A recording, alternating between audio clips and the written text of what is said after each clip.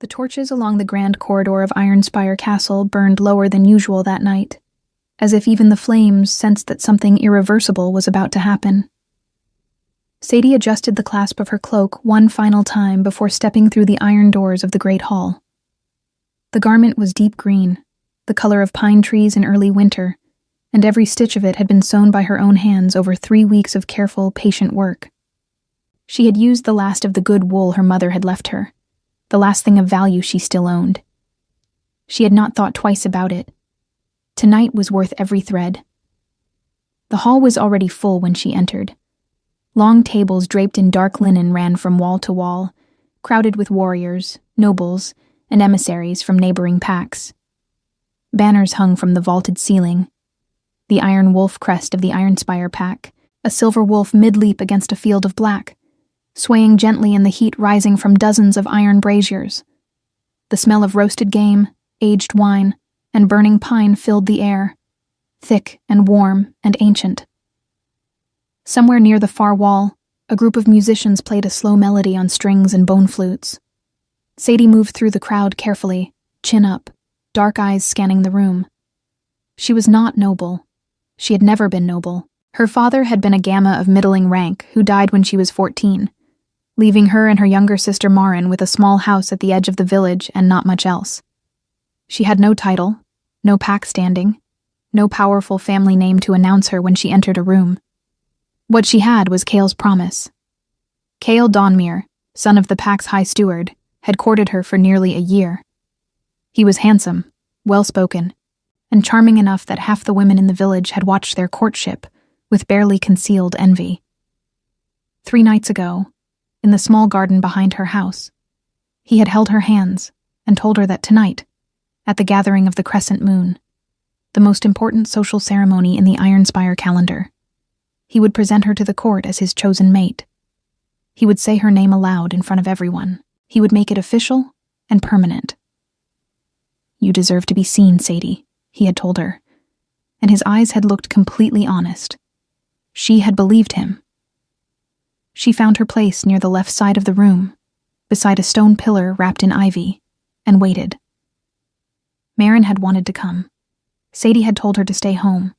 The invitation had been informal, the situation delicate, and she had not wanted her younger sister caught in an awkward moment if the evening became complicated. Now, standing alone among a crowd of people who barely registered her existence, she wished she had let Marin come anyway. The main doors at the far end of the hall opened with a sound like a held breath releasing. Aiden Voss entered the room. The Lycan king moved the way very powerful men always move, without effort, without theater, and without any visible awareness of the effect he created. He was tall, broad-shouldered, dressed in a dark tunic with the iron wolf crest embroidered in silver thread at the chest. His hair was nearly black, cut short at the sides.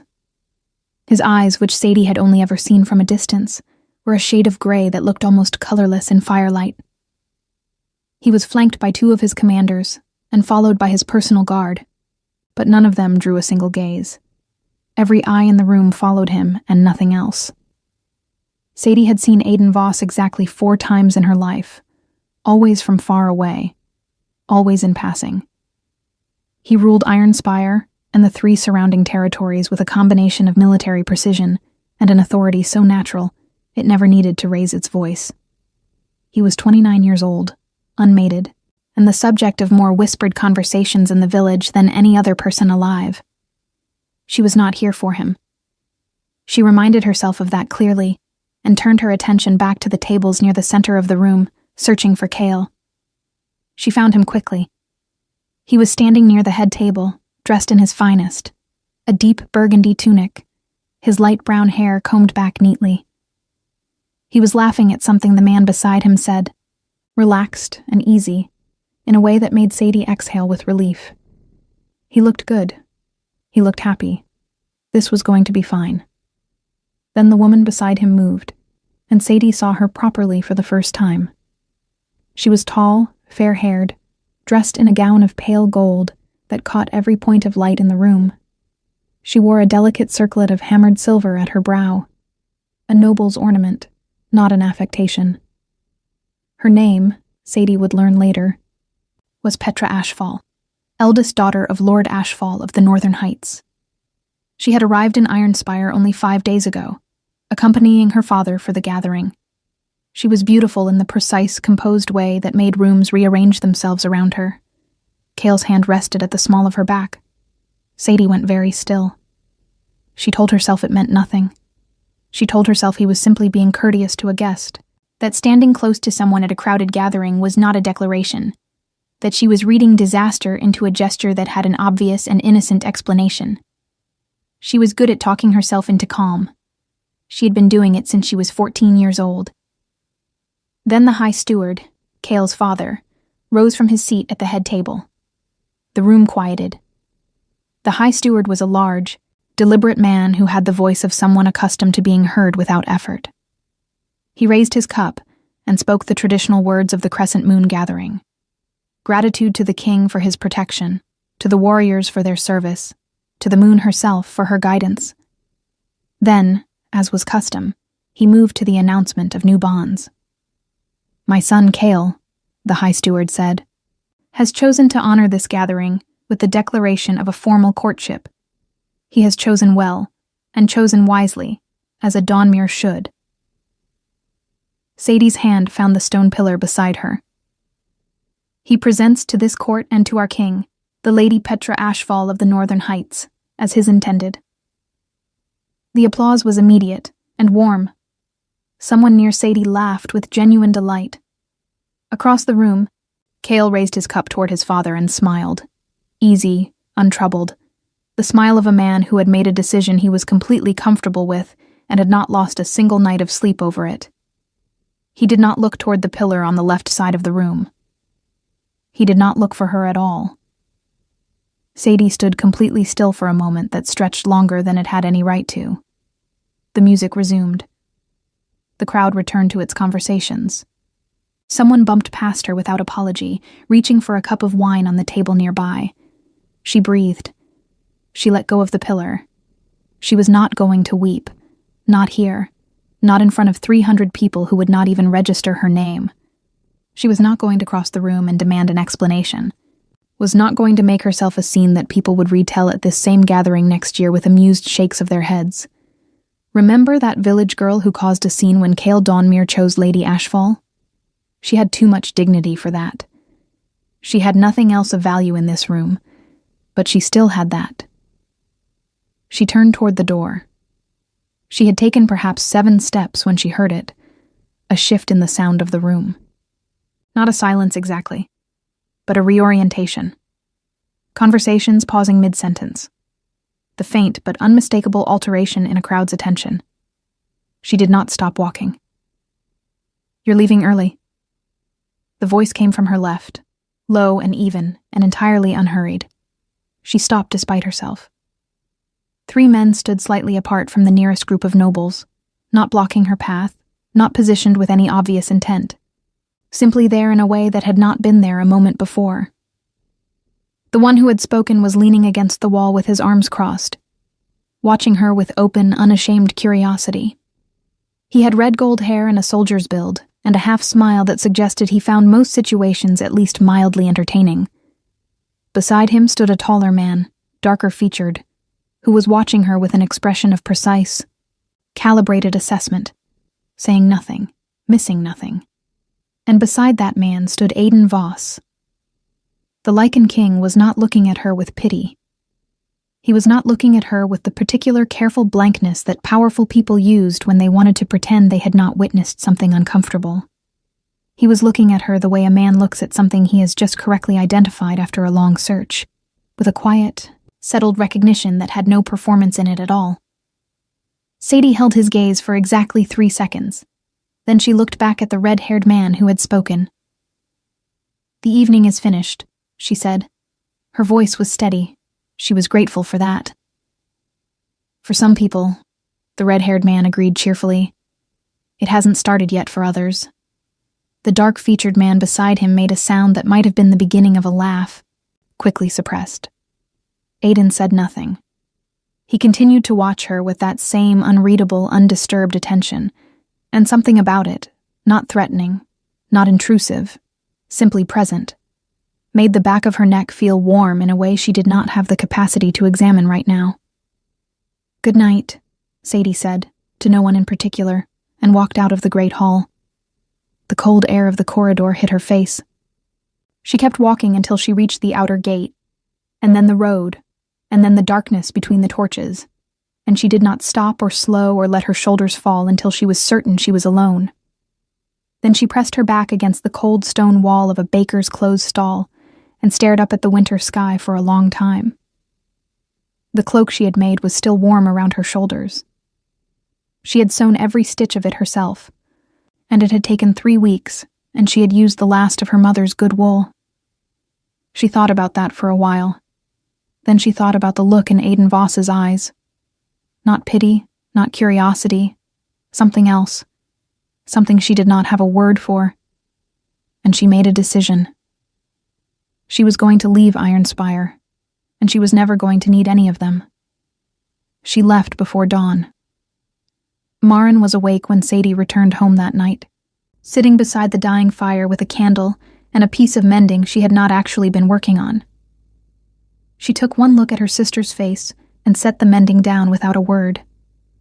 Sadie told her everything in the quiet, measured way she told most difficult things. Plainly, without embellishment, without asking for comfort she did not know how to receive. Maren listened without interrupting. When Sadie finished, her younger sister was quiet for a long moment, staring at the low flame. "Where will you go?" Maren asked. "East," Sadie said. "There are trade routes through the Ashvin Valley. I know enough about cloth and goods to find work with a merchant company. After that, I don't know yet, but away from here. I'm coming with you." "You're not." Sadie said it firmly, and before Maren could argue, she continued. "You have Bren. You have a life that is working. I am not going to pull you out of it because mine isn't."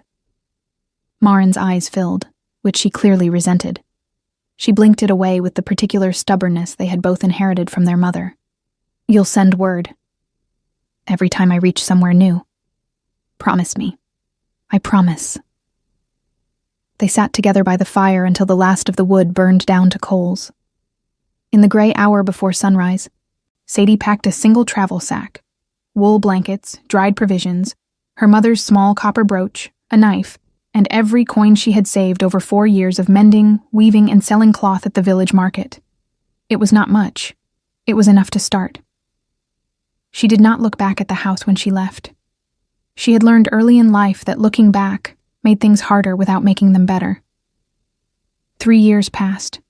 The first year was the hardest, as first years generally are. Sadie found work with a merchant caravan moving wool and dyed cloth between the valley settlements and the larger market towns east of Iron Spire's territory. She was not hired for her strength or her connections. She was hired because she could assess the quality of a bolt of fabric in 30 seconds, could spot a bad dye lot by smell alone, and could negotiate a fair price with the calm, unintimidated manner of someone who had genuinely nothing left to lose. The merchant who hired her, a wide woman named Gossa with a permanent squint and an excellent memory for numbers, noticed her ability within the first week. "You've done this before," Gossa said one evening, watching Sadie sort through a disputed delivery of linen. "I taught myself," Sadie said. "I had time." Gossa said nothing further, but she began giving Sadie more responsibility. By the end of the first year, Sadie was managing the inventory of 3 wagons and negotiating directly with suppliers in 2 market towns. She slept in a small room above a tanner's workshop and spent her evenings studying the ledger books Gossa lent her, learning the language of trade, margins, losses, routes, seasonal fluctuations, the particular politics of which merchants controlled which roads and why. She sent word to Maren, as promised. Maren's replies were warm and regular and full of small news from the village. Bren had proposed. They were to be married in spring. The baker's eldest son had broken his arm falling from a cart. Cale Donmere and his lady Ashfall had wed in a ceremony at the castle and moved to the Northern Heights. That last piece of information Sadie read once, set aside, and never thought about again.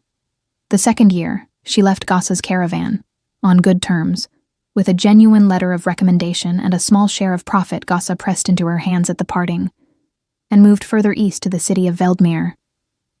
It was larger than anything she had seen before, a true trading city built at the crossroads of 4 major routes, ringed by merchant guild halls and crowded with commerce from morning to night.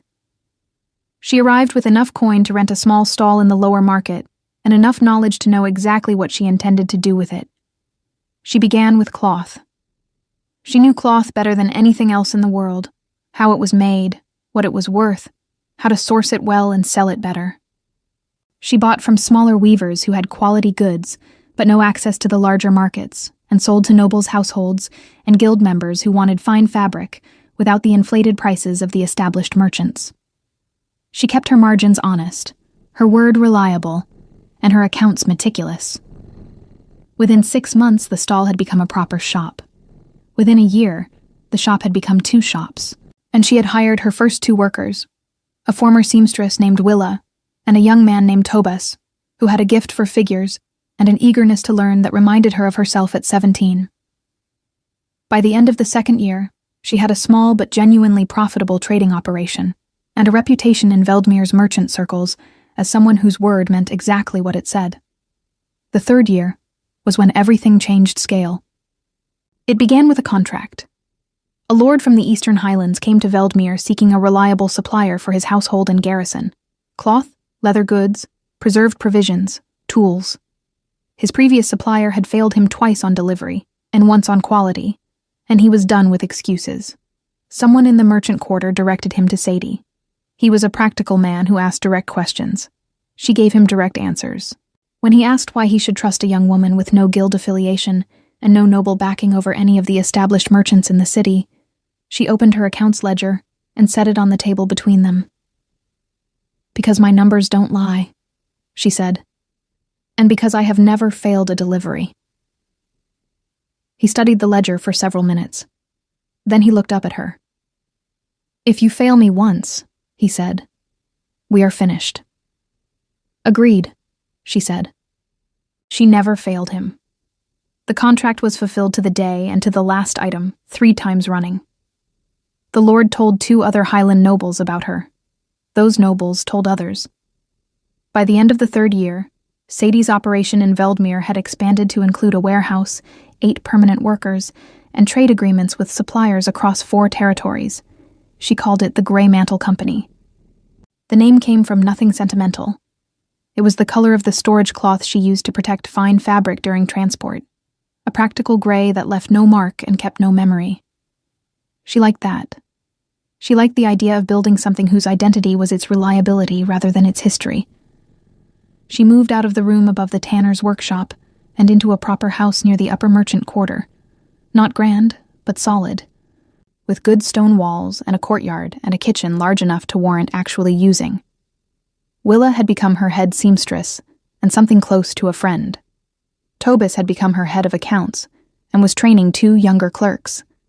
She had a cook, a stable hand, and a guardsman named Edric, who had been a soldier in a northern pack war and was now the most effective deterrent to trouble she had ever employed. She worked long days and thought carefully and made good decisions more often than bad ones. And she realized one quiet evening in the 3rd year, sitting with a cup of herb tea in her courtyard and listening to the city settle into night. She was genuinely well. Not healed of everything, not without the particular scar that certain kinds of humiliation leave, regardless of how much time passes. But well, purposeful. Solid in herself in a way she had not been on that cold night 3 years ago, when she had pressed her back against a baker's stall and stared up at the winter sky. She had built something real. She had done it herself, step by step, with her own hands and her own mind. Nobody had given it to her, and nobody could take it from her. That was the thought she was sitting with, when Edric appeared at the courtyard entrance with an expression she had not seen on him before. "There are riders at the gate," he said. 3 of them. They carry the Iron Wolf crest. Sadie set her cup down slowly. "Iron Spire," she said. It was not a question. "Aye." Edric's jaw was set. "They say they carry a message from the king." The courtyard was very quiet for a moment. Somewhere in the city, A bell marked the late hour. The coals in the small brazier near Sadie's chair gave a single soft breath of orange light. She had known, in some part of herself she never examined directly, that this moment would come eventually. She had not known what shape it would take. She had not known whether she would be ready for it. She found, with something that surprised her, that she was entirely calm. "Let them in," she said, "and stay close." The three riders wore the iron wolf crest on their tunics, black wool, silver thread, the mark of the king's personal messenger corps. They were not soldiers sent to intimidate. They were not nobles sent to negotiate. They were couriers, and couriers meant a letter, which meant that whatever Aidan Voss wanted from her, he had chosen words over presents. That told her something. Sadie received them in the front room of her house, standing behind the long oak table she used for meetings with suppliers and clients. She had not changed her clothes or adjusted her appearance in any deliberate way. She was dressed as she always dressed for late evening work, a plain dark tunic, her hair pinned back simply, her hands ink-stained from the accounts she had been reviewing before Edric interrupted her. She had decided, in the 30 seconds between the courtyard and the front room, that she was not going to perform anything for these men. Not nerves, not deference, not the careful smallness she had once worn in rooms where she felt she did not belong. The lead courier, a lean man of middle years with a soldier's posture and careful eyes, placed a sealed letter on the table before her. The seal was black wax, pressed with the iron wolf crest. "From His Majesty, Aidan Voss, Lycan King of Ironspire and the 3 territories," the man said formally. "He requests a response before we depart." "How long do I have?" "Until morning, my lady." She did not correct the title. She picked up the letter, broke the seal cleanly, and read it where she stood. It was not long. Aidan Voss, she was learning, did not use more words than a thing required. The letter said that the king was aware of the Greymantle Company and its operations in Veldmere and the surrounding territories. It said that Ironspire was in need of a reliable supplier for its garrison and noble households. The current arrangement had become unreliable, as current arrangements tended to do when the men running them grew complacent with their position. It said that the king's steward had reviewed the Greymantle Company's trade record and found it satisfactory. It offered a contract. The terms were written out in full. Quantities, schedules, payment structure, penalty clauses for failure on either side. It was a serious contract, written by someone who understood commerce well enough to know what mattered. The offer was fair, genuinely fair, not the kind of fair that concealed something unfavorable in the fine language. The payment terms were better than anything she currently held. At the bottom, in a hand slightly different from the formal body of the letter, less clerk, more personal, were 2 additional lines. The offer stands on its own merits. No prior acquaintance is assumed or required. A.V. Sadie read those 2 lines twice. Then she set the letter down on the table with the same care she used for important documents and looked at the lead courier.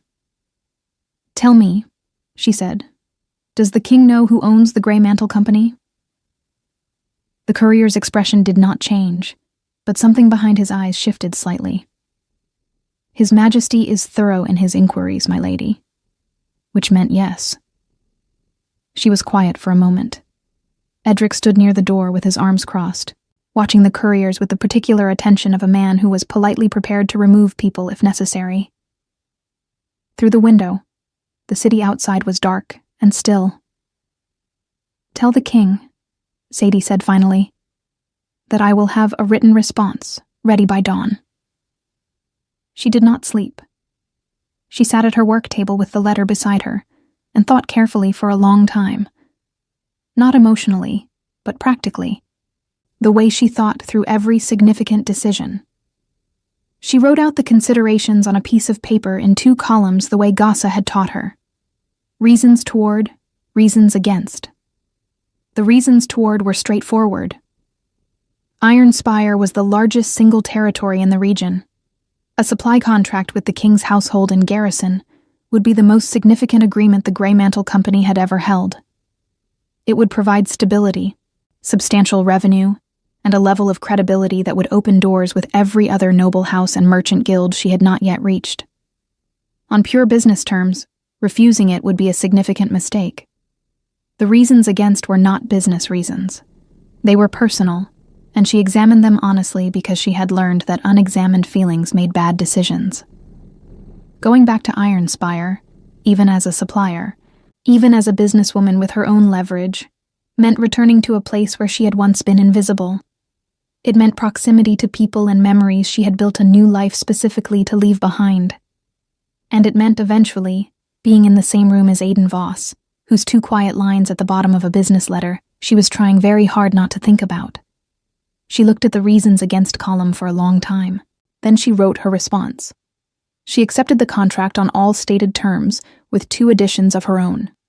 A 6-month trial period, at the end of which either party could withdraw without penalty, and a clause specifying that all negotiations regarding the agreement would be conducted directly between herself and the king's steward, with no intermediaries who might complicate the arrangement. The additions were reasonable. They protected her position. Any sensible counterpart would accept them without argument. She sealed the letter herself and gave it to Edric to deliver to the couriers before dawn. Then she sat in the quiet of her house and thought about what she had just done, and felt, beneath the calm practicality of it, the faint and complicated sensation of something beginning to move. She arrived in Iron Spire 6 weeks later. She had taken the time to prepare properly, not because she was nervous, but because preparation was how she did everything. She sent Tobus ahead with a small advance team to establish a temporary warehouse in the merchant quarter of the city. She arranged accommodation at a reputable inn, rather than accepting the lodging the king's steward had offered, because she wanted her own ground to stand on. She brought Willa and Edric with her, and left the Veldmere operation in the hands of her 2 trained clerks, with detailed written instructions and a standing order to send word immediately if anything required her decision. Riding into Iron Spire for the first time in 3 years, she kept her eyes forward, and her expression neutral, and did not allow herself to look too long at anything familiar. The village at the edge of the city, where her old house still stood. The road she had walked in darkness on the night she left. The outer walls of Iron Spire Castle rising above the rooftops, the Iron Wolf banners visible from half a mile away. It was smaller than she remembered. Or perhaps she was larger. It was difficult to say. Her first meeting with the king's steward, a meticulous older man named Aldrich, who communicated entirely in clipped, precise sentences, went efficiently. He reviewed her supply manifests without visible emotion, asked 3 sharp questions about delivery schedules, received her answers without comment, and concluded the meeting by informing her that the first delivery was expected in 14 days. She confirmed the date and left. She was walking back through the castle's outer courtyard, Edric at her shoulder and Willa slightly behind, when she heard her name. Not my lady, not Greymantle. Her name. Sadie. She turned. Aiden Voss stood near the entrance to the inner ward, alone, or nearly alone, 2 guards visible at a discreet distance behind him. He was dressed plainly for a king, dark wool and riding leathers, no ceremonial trappings. He looked exactly as she remembered him, and also somehow different. Or perhaps she was simply seeing him properly for the first time, without the haze of that terrible night around the edges of everything. He was watching her with that same expression she remembered from 3 years ago. Not pity, not performance. That quiet, settled recognition. She held his gaze and said nothing, waiting. "You built something significant," he said. It was not flattery. He said it the way someone states a fact they have verified personally. "Yes," she said. The steward's report was thorough. He was impressed, which takes considerable doing. "I'm aware of my own record," she said. "I don't need it confirmed." Something shifted in his expression, not offense, something closer to the opposite. "No," he agreed. "I don't suppose you do." A silence settled between them that was not uncomfortable, in the way silences usually were between people who had history they had not addressed. It was simply a silence. He seemed entirely at ease inside it. "The contract terms were fair," she said finally. I accepted them because they were fair. I want that understood." "It is understood," he said. "I'm here as a merchant. That's the full extent of it." "For now," he said very quietly, and the two words landed with a weight she did not entirely know what to do with. She looked at him for one more moment. Then she inclined her head, not deferentially, but as one party to an agreement acknowledging another, and walked on. Edric said nothing until they were well out of the courtyard. Then quietly, "That was the king." "I know who it was," Sadie said. "He knows your name." "He's thorough in his inquiries," she said. "Someone told me that recently." Edric was quiet for another moment. "Should I be concerned?" Sadie thought about 2 lines written in a hand slightly different from the formal body of a letter. She thought about for now, spoken quietly in an empty courtyard. "Not yet," she said, "but stay close." The first delivery went without a flaw. Sadie had made certain of it personally, walking the warehouse floor the night before with a torch in one hand and her manifest in the other, checking every bolt of cloth, every sealed crate of preserved provisions, every bundle of leather goods against the written order. Tobas followed behind her with his ledger, noting corrections where she found them. A mislabeled crate here, a short count there, nothing significant, all fixed before morning. When the wagons rolled through the castle gate at first light, every item was present, every quality was as specified, every seal was intact. Aldrich received the delivery with the same clipped efficiency he brought to everything. He checked 3 items at random against his own list, found them correct, and signed the receipt without comment. As close to approval as the man apparently came. The second delivery 2 weeks later went the same way. By the third delivery, word had begun to move through the castle household in the way that word always moved through enclosed communities. Quietly, thoroughly, and faster than anyone officially acknowledged. The king's stores were reliably stocked for the first time in over a year. The garrison cook had stopped filing complaints about short provisions. The noble households receiving cloth had stopped sending back returns. Small things, but in the management of a large castle, small things accumulated into something significant. Sadie heard most of this secondhand, through Willa, who had a gift for gathering information from other people's servants, without appearing to try. She filed it away without comment and focused on the work. She had settled into a rhythm in Iron Spire that she was careful to keep orderly. Days were for the warehouse and the accounts. Evenings were for correspondence.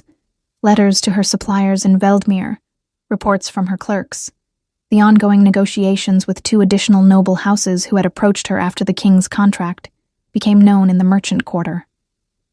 She took her meals at the inn, spoke to people when business required it, and maintained the particular self-contained composure that had become, over 3 years, as natural to her as breathing. She did not seek out Aidan Voss. She did not avoid him either. Avoidance was its own kind of performance, and she had decided she was done performing things.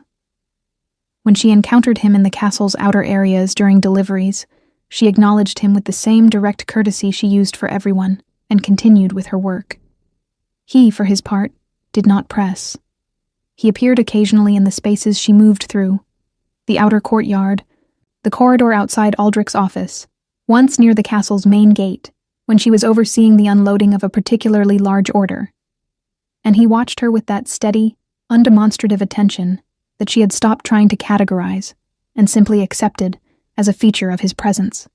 He spoke when he had something to say, and did not speak when he didn't.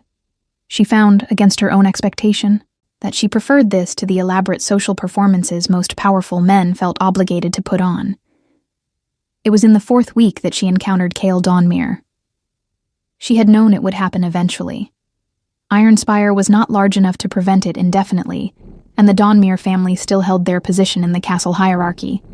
Cale's father remained High Steward, which meant Cale himself moved through the same corridors she did.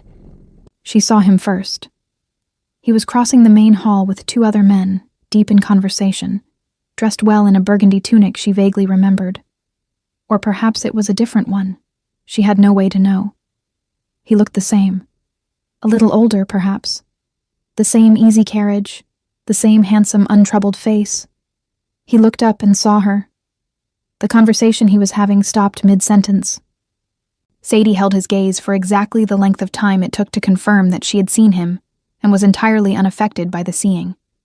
And then she looked back down at the manifest in her hands and continued reading. She heard him cross the hall toward her. "Sadie." His voice had the careful quality of someone choosing their footing on uncertain ground. "Cale," she said, without looking up. A pause. "You've come back." "I'm here on business." She turned a page of the manifest. "Is there something you needed?" Another pause, longer. She could feel him working through something. Surprise, she thought. And something more complicated underneath it that she did not particularly want to examine on his behalf. That was his work to do, not hers. "You look well," he said finally. The words had the sound of a man who had intended to say something else and change course at the last moment. "I am well," she said simply. "I heard about your company. The Grey Mantle. It's become quite considerable." "Yes. I didn't know you had it in you," he said, and she could tell by the way he said it that he meant it as a compliment, that he had no awareness at all of what those words sounded like. She looked up at him then, directly, clearly, without heat or bitterness, simply with the full, level attention of a woman who had long since finished grieving anything connected to this man. "I know," she said. "That was the problem." She closed the manifest, tucked it under her arm, and walked on. She did not hear whether he responded. She did not turn around to check.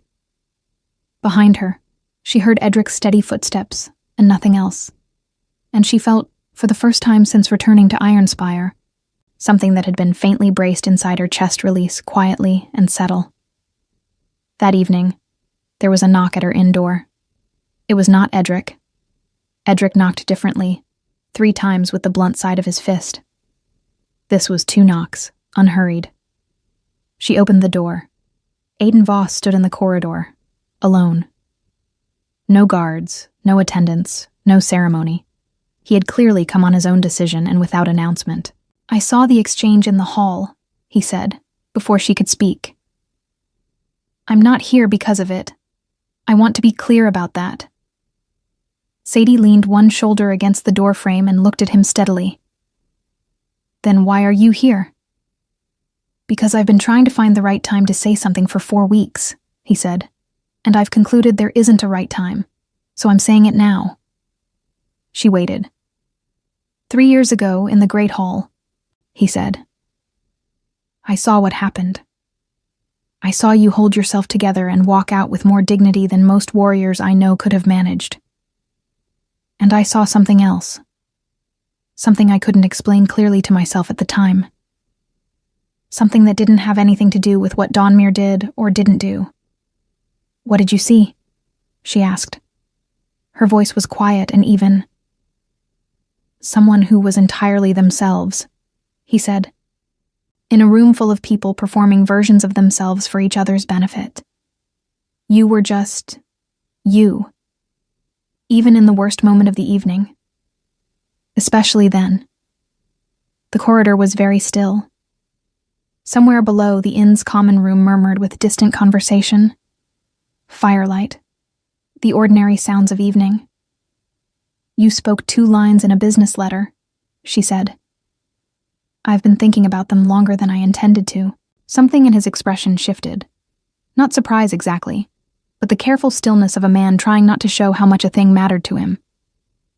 "Which 2 lines?" "You know which ones." A pause. Then quietly, "Yes." "Why did you write them?" "Because I wanted you to know," he said, "that what I was offering had nothing to do with what happened in that hall. That I wasn't offering you anything out of guilt or pity, or the desire to correct someone else's mistake. I wanted you to come back, if you came back, as yourself. Not as someone who owed me something, and not as someone I owed something. Just as yourself." Sadie was quiet for a long moment. She looked at him the way she looked at important things, carefully, without rushing, taking in what was actually there rather than what she expected or feared to find. What was there was a man who was telling her something true. She had enough experience now, enough years of reading people across negotiating tables, to know the difference between performance and honesty. This was honesty. Uncomfortable and plainly offered. The way honesty usually was when it came from someone who wasn't accustomed to needing to explain themselves. "I'm not the woman who left this city," she said finally. "I want that understood clearly." "I know," he said. "That's not who I'm standing here talking to. I'm not looking for rescue. I'm not looking to belong to someone else's story. I built my own." "I know that too," he said. "I read the contract terms you sent back. Both additions were correct. I accepted them without argument." Despite everything, despite all the careful composure she had been maintaining for 4 weeks and 3 years before that, she felt something shift at the corner of her mouth. Not quite a smile. Something adjacent to one. "That was a business decision," she said. "So was mine," he said. "Mostly." The corridor held its quiet around them. Through the small window at the end of the hall, the winter sky above Spire was the same deep blue-black it had been on the night she left, scattered with the same cold stars, indifferent and unchanging. She had stood under that sky once, with nothing but a green cloak and a decision. She had considerably more now. "I don't know what this is," she said carefully. "I'm not prepared to name it or promise anything about it." "Neither am I," Aiden said. "I'm not asking you to." "Then we understand each other." "We do," he said. She held his gaze for one more moment. Then she stepped back from the doorframe. "Good night," she said. The same word she had said to him 3 years ago in the Great Hall, in an entirely different life. "Good night, Sadie," he said, and turned and walked back down the corridor with that unhurried, unperforming ease that was, she was beginning to understand, simply who he was. She closed the door quietly and stood in the center of her room for a long time, listening to the city outside and the sound of her own steady breathing.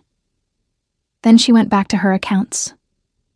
Winter deepened over Spire in the weeks that followed, and Sadie let things move at their own pace. That was the decision she made, consciously and without drama, on the morning after Aiden's visit to the inn corridor. She was not going to force clarity onto something that did not yet have a clear shape. She was not going to retreat from it either, building walls out of old caution the way she might have done 3 years ago. She was simply going to let it be what it was and pay attention. What it was, in practical terms, was this. The king began finding reasons to be present in spaces she occupied, and she stopped pretending not to notice. He joined her once in Aldrich's office when she arrived for a routine meeting, sitting at the side of the table rather than the head of it, asking questions about her supply routes with the focused curiosity of someone who actually wanted to understand the answers. He appeared at the warehouse one afternoon, when she was overseeing a new delivery, looked at the organization of the storage system she had established, and said, without preamble, that it was more efficient than anything the castle had used before, and he intended to have his household staff learn from it. She told him Tobas had designed most of it. He said he would like to meet Tobas. Tobas, when informed of this, went briefly pale, and then composed himself with admirable speed. They walked together once, not by arrangement, but because they were both leaving the castle's inner ward at the same time one gray afternoon, and neither of them turned in a different direction. They walked along the upper wall that overlooked the valley below Spire, the bare winter trees stretching to the horizon, frost on the stone beneath their boots. He talked about the territories, not in the performing way of someone demonstrating power, but in the way of someone thinking through a problem aloud with a person they trusted to listen usefully. A dispute between 2 border packs, a question of trade routes, a decision that had no clean answer. She listened. She asked 2 questions that apparently cut to the center of the problem more directly than he had expected, because he stopped walking and looked at her with an expression she had not seen on him before. "Where did you learn to think like that?" he asked. 3 years of making decisions with real consequences, she said. "You learn to find the center of a problem quickly when being wrong costs you something actual." He was quiet for a moment. Most people in my council have never had to do that. I know, she said. I could tell, from the contract terms. He laughed. A real one. Brief and unguarded, and she felt it land somewhere in her chest in a way she chose not to examine too carefully while they were standing on a wall in the cold. It was Willa who said what no one else had said directly. They were in the warehouse one evening, the two of them alone, doing the final count on an outgoing order. Willa had been with her long enough to say things other people didn't. He looks at you, Willa said, not looking up from her counting. The way men in stories look at women. The real stories, I mean, not the ones where the woman is decoration. I'm aware, Sadie said, and you look at him. I'm also aware of that. Willa was quiet for a moment. Are you going to do something about it? I'm thinking, Sadie said. You've been thinking for 6 weeks. I think carefully. Willa made a sound that conveyed an entire opinion without requiring words. Sadie set down her manifest and looked at the wall for a moment. I left this city with nothing, she said. I built everything I have by myself, step by step, with no one to fall back on. I am not willing to put that at risk for something that turns out to be inconstant. He's the Lycan king, Willa said. He could have any woman in 4 territories. I know. He's been walking along walls in the cold with you. I know that too, Sadie. Willa's voice was gentle but direct. Protecting yourself from something that hasn't hurt you yet is just being afraid with extra steps. Sadie looked at her for a long moment. Then she picked up her manifest again. Finish the count, she said. But something in her had shifted, and Willa, who knew her well enough to read the difference, smiled at the inventory sheet and said nothing further. She went to him. Not that evening. She was not impulsive, and she had a full day of work the following morning that required her to be mentally present. But 2 days later, in the late afternoon when the castle was quiet and the light through the high windows was the low gold of winter sun, she sent a message to Aldrich asking whether the king had time for a brief meeting regarding the contract. Aldrich's reply came back within the hour. The king would receive her in the map room at the top of the East Tower. The map room was exactly what it sounded like. A round, high-ceilinged chamber with a large wooden table in its center, covered in territorial maps. The walls hung with more of the same, everything annotated in small, precise handwriting she was beginning to recognize as his. Iron braziers in the corners kept the space warm. Through the tall, narrow windows, the valley below Iron Spire was visible in every direction, the kind of view that made the world look comprehensible. He was standing at the table when she entered, studying a map of the eastern border. He looked up. She crossed the room, stopped on the opposite side of the table, and looked at him directly. I didn't actually come about the contract, she said. I know, he said. Aldrich told me the contract has no outstanding issues. I came to tell you something. He waited, giving her exactly the space she needed, the way he always did. I came back to Iron Spire because the business terms were sound, she said. That's still true, but it's not the only reason I've stayed as long as I have, and I think we both know that, and I think pretending otherwise is a waste of time that neither of us has to spare. He was very still in the way that she had learned meant he was paying complete attention. I'm not the same person who left this city, she continued. I don't need protecting. I don't need rescuing. I don't need someone to give me a place in the world because I already have one that I built myself. What I might possibly want is something different. Someone who sees that and doesn't need to diminish it to feel comfortable. Someone who asks questions because he actually wants to understand the answers. She paused. Someone who accepts contract additions that are reasonable without making it a negotiation about power. The corner of his mouth moved. I accept reasonable additions, he said. I've noticed. He came around the side of the table slowly, without pressure, stopping at a distance that was close without being presumptuous. I've known since the night you walked out of the Great Hall, he said quietly, that you were someone worth knowing. I didn't have the right to say that then.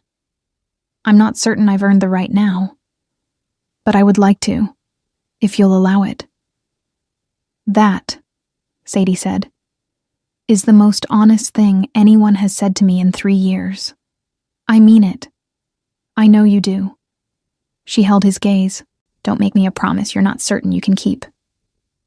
"I don't make promises I'm not certain of," he said. "Ask anyone who served under me." "I already did," she said. "I asked Aldrich." He stared at her. "You asked my steward about my character." "I told you. I think carefully." She paused. "He said, and I'm quoting directly, 'The king's word has never once required a correction,' which I found satisfactory." Aiden Voss, Lycan king of Iron Spire and the 3 territories, looked at her with an expression she had not seen on him before, and would later decide was the closest thing to undone that a man like him was capable of appearing. "Sadie," he said, and the way he said her name, simple, certain, like something recognized rather than discovered, made her chest do the thing she had been carefully not acknowledging for 6 weeks. "Don't make it sentimental," she said. "I wouldn't dare," he said. And then, quietly, with the same unperforming directness he brought to everything, "Stay." Not a command, not an appeal. A request from someone who understood the difference between asking and requiring, and had chosen asking. She looked at him for a long moment. At the man who had watched her walk out of a hall 3 years ago with more dignity than she had felt, who had written 2 honest lines at the bottom of a business letter, who had walked along a cold wall with her, and listened to her think and laughed a real laugh and accepted every term she had offered, without turning it into a contest. "I'll consider it," she said. His expression told her he understood that. From her, that was a yes. She did stay. Not immediately, not without structure. Sadie did not do anything without structure. She and Aiden spent the remainder of the winter in the careful, honest process of 2 people learning each other properly, without performance and without rush. She kept her rooms at the inn for another month, maintaining the independence that was not stubbornness but principle, and he never once suggested she should give it up before she was ready. She was ready in early spring. The Greymantle Company's Iron Spire warehouse became a permanent establishment, with Tobus managing the local operations and 2 new workers hired from the city. The Veldmere operation continued under her trained clerks and flourished. Letters from Maren arrived regularly, full of warmth and the particular satisfaction of a younger sister who had been right about something and was too kind to say so directly.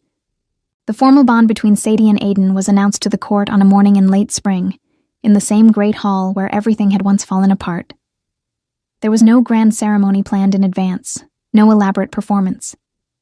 Aiden simply stood before his court, and his nobles and his pack, and stated, in the direct and unhurried way he stated everything, that he had chosen his mate. Not because she was noble, not because of politics or alliance, but because she was someone whose mind and character and courage he had recognized and admired, and would spend the rest of his life trying to be worthy of. Sadie stood beside him in a gown of deep green, not the careful green of a woman trying to be worthy of a room, but the settled green of a woman who had long since decided she was. She had made this one herself as well. Across the hall, she saw Cale Dawnmere standing with the assembled nobles, and she watched him understand, in real time, what he had dismissed 3 years ago, in a garden, when he had chosen ease over truth. She did not feel satisfaction about it. She did not feel much of anything about it at all, which was, she realized, the cleanest possible proof that she was healed. The High Steward, Cale's father, began a formal announcement of congratulation that Sadie stopped hearing after the first sentence because Aiden had quietly taken her hand. Not for the room, not as a display, simply as a fact. And she was paying attention to that instead. Maren came for the ceremony, arriving with Bren and a traveling case she had clearly overpacked, and a face so full of emotion that Sadie had to look away briefly, or lose her own composure. They held each other in the corridor before the proceedings, the way they had held each other in a small house a long time ago, and Maren pressed her face into Sadie's shoulder and said nothing, which was exactly right.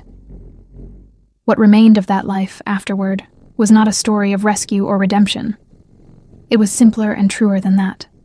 The Greymantle Company continued to grow for many years, becoming the most significant trading operation in the region under Sadie's direct oversight. She kept her own seat in every negotiation, her own name on every contract, her own accounts in her own hand. Aiden never suggested otherwise. He had known who she was when he asked her to stay, and he had meant it. They argued occasionally, as people with strong minds and genuine respect for each other will do, and resolved those arguments with the same directness they brought to everything else. They made decisions together, about the territories, about trade policy, about the half-dozen significant problems that arose every year in a large and complicated kingdom.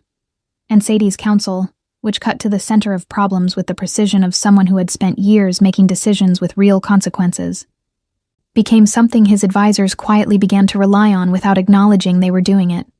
In the second year of their bond, a child was born.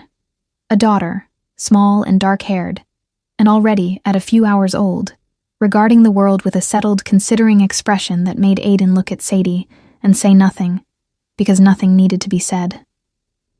Sadie looked at her daughter, and at the man beside her, and at the life she had built.